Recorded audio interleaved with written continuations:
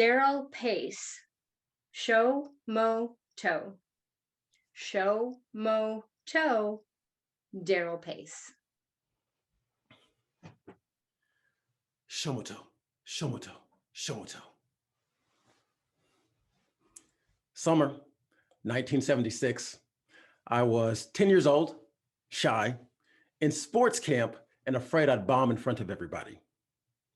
Contest chair, fellow Toastmasters, and honored guests. By day 3, I'd bombed in baseball, basketball, and golf. The coach ended the day saying, "Boys, tomorrow, it's swim day." I thought, cool. I'm a YMCA youth swimming program minnow, which means I can swim 25 yards without a flotation device. It also means I'm gonna show the boys at camp how swimming is done. The next day, swim time, as I strode toward my liquid victory. A camp kid came up. "Your toe, it's stretched." Have you ever been confused by some news? The next kid, who was attracted by the shout of the first, ran up and made it clear. "Your toe, it's huge." His shout attracted more kids. Their shouts attracted others until my feet were like a museum exhibit of a large alien corpse. Shouts of "huge toe freak" rang through the pool yard. And right then, my self-esteem was cracked, shifted, altered permanently. I had no liquid victory. Instead, I had new knowledge that my big toes were really, really big. And an open wound to my self-esteem that bled a question. What would people think of my toes and me? Have you ever had a fear that held you back? How did you handle it? I ran from mine, and it caused me to miss out. Pool parties, no. Barefoot walks on the beach, don't even think about it. Open-toed sandals, only with socks on. These toes, like Bigfoot, stayed hidden. But there were rumors of their existence and occasional sightings. Like when my nieces and nephews asked me to jump on the trampoline with them. But it wasn't really. I took mine off. My 12-year-old nephew, William, approached. "Hey, Uncle Darryl." "Yeah." "That's a big toe you got there, Uncle Darryl. I mean, seriously, that's a circus toe." I ran from the fear of what others would think of my toes for over 40 years. Then, in the midst of my midlife crisis, I asked myself the big question: what am I going to do about these toes? And I thought about a time I was a teenager, after another toe sighting, complaining to my mom. "Mom, I hate these gigantic toes." She said, "Darryl, those are great toes. They're a sign you're meant to be a leader."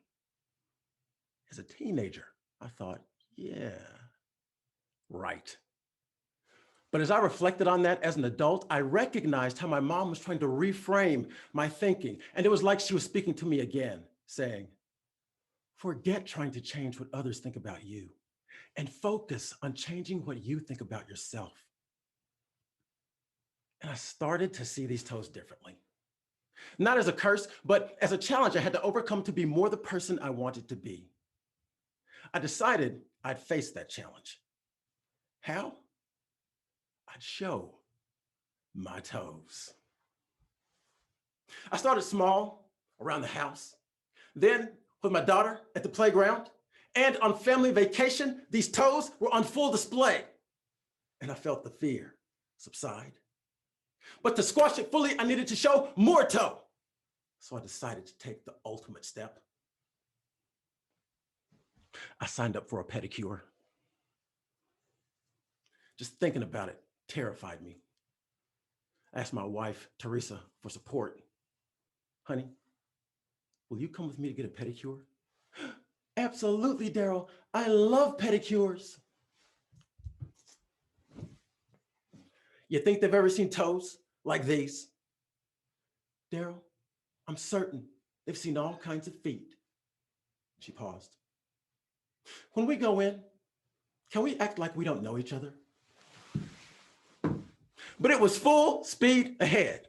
We went to the salon, and yes, the pedicures took my foot and had some initial toe shock. But I didn't care. We got that pedicure done. It was awesome, and I felt victorious. I'd overcome a fear I'd had since childhood, and I thank my mom for giving me a fear-busting strategy that's made me so bold that now I go to the beach in my thong, toed sandals, and I don't wear socks. It's the show more toe strategy. And by the way, I say show mo instead of show more because I think that sounds mo catchy. Shomoto means reframing your mind about yourself and the fear, then repeatedly facing it until you crush it. Reframe, face your fear, crush it. That's shomoto. Now, when I'm feeling fearful or I'm in a pressure situation and want to put my best foot forward, I repeat to myself, shomoto, shomoto, shomoto. Has anyone ever said something to you that caused you to doubt yourself? Have you ever said something to you that caused you to doubt yourself? My mom taught me that you, I, and everyone have fears and insecurities. But do you have one that holds you back from being all you want to be? Put another way, do you have a big toe?